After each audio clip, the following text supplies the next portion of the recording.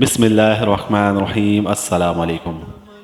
آج کا جو موضوع ہے حضرت ابراہیم علیہ السلام کی پیدائش۔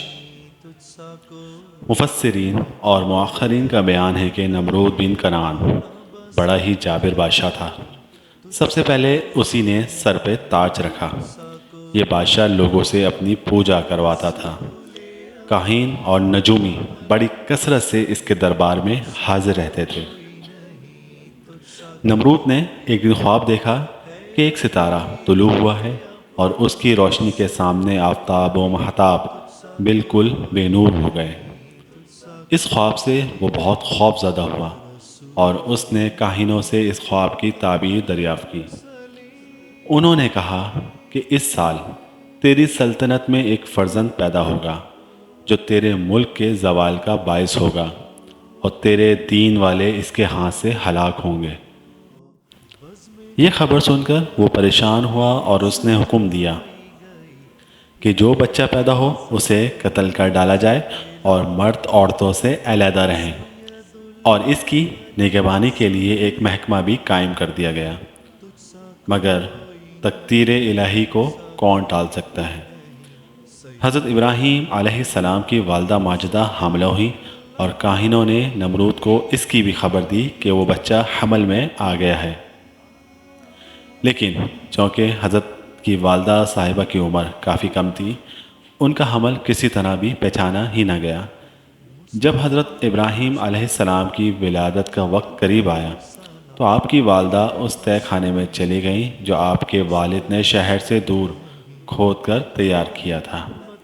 وہاں آپ علیہ السلام کی ولادت ہوئی اور وہیں آپ رہے۔ پتھروں سے اس تہہ خانے کا دروازہ بند کر دیا جاتا تھا۔ روزانہ والدہ صاحبہ دودھ پلا آتی تھی اور جب وہاں پہنچتی تھی تو دیکھتی تھی کہ آپ علیہ السلام اپنی انگلی کا کنارہ چوس رہے ہیں اور اس سے دودھ برآمد ہوتا ہے۔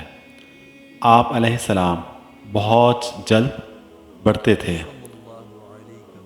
سیرۃ الجنان میں یہ موجود ہے۔ حضرت ابراہیم علیہ السلام بہت اعلیٰ اور عمدہ اوصاف کے مالک تھے۔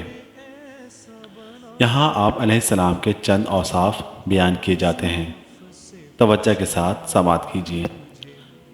آپ علیہ السلام عبادت کی ادائیگی میں ممتاز مقام رکھتے تھے، چنانچہ آپ علیہ السلام بڑی رغبت کے ساتھ نماز ادا فرماتے اور اس پر غمگین ہوتے کہ دوسرے لوگ عبادت سے غافل ہیں۔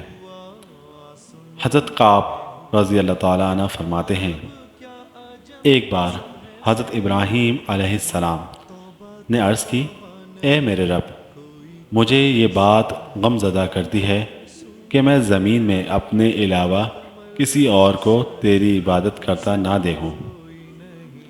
اس پر اللہ تعالیٰ نے فرشتے بھیج دیے جو آپ کے ساتھ نماز پڑھتے اور آپ کے ہمراہ رہتے تھے۔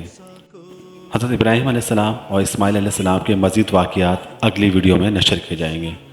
ہمارے اس چینل کو لائک کریں، شیئر کریں، سبسکرائب کریں، بیل کے بٹن کو ضرور پریس کریں تاکہ آنے والی نئی ویڈیو آپ کو مل سکے۔ اللہ حافظ۔